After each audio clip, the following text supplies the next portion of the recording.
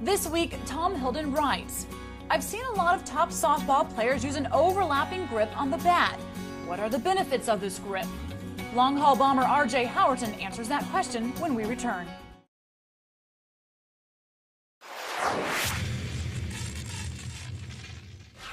As far as grips go, I actually do the overlap grip.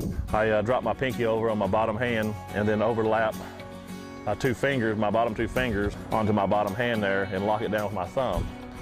This allows me to have a little more bat speed and seems like I get a little better extension, and if I'm trying to hit home runs, it seems like it adds a little distance for me.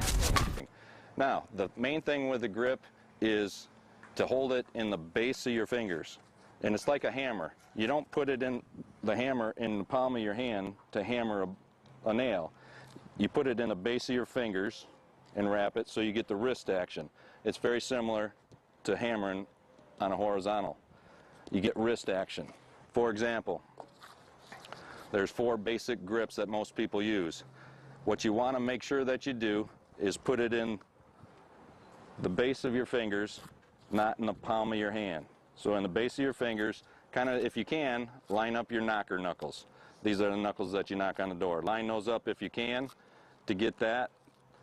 Then the basic 4 grips that most people do is just the regular grip that baseball players and kids do, is just having the knob below. That's one grip. The other grip is, and what I do is I go down over the knob with a couple fingers. That way you extend the bat a little bit longer. They only make softball bats in 34 inches. That's the maximum length, and that's because of leverage. So you try to gain a little bit more in leverage to make the bat a little bit longer, so you go over the knob. You can go over the knob with your top hand right above, just like if the old grip. Then you can also take, and what I do is I take my bottom pinky finger and put it over my first finger of my bottom hand.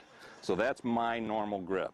Another grip you can do is go with your top hand totally over your bottom hand. And what that'll do is that'll extend more yet. It'll give you more leverage. But it's harder. It's good for power, but it's harder to control the bat head and get the base hits and line drives. So I don't use that because I'll control the bat head better by having my upper hand on top of the bat. But you can try different grips. Try them all. Try different. Find what works for you.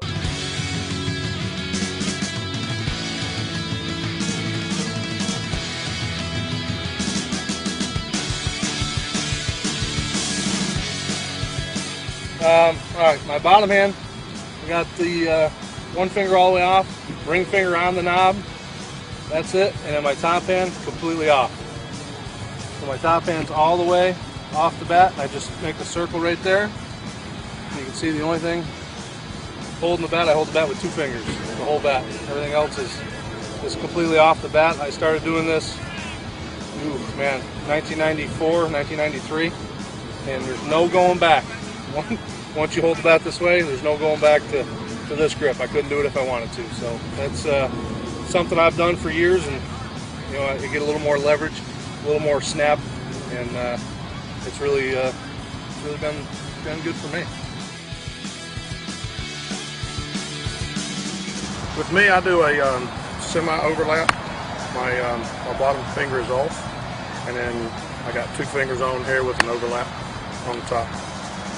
So basically what I've done is taken an old baseball swing and cut these 2 fingers off and slide it down.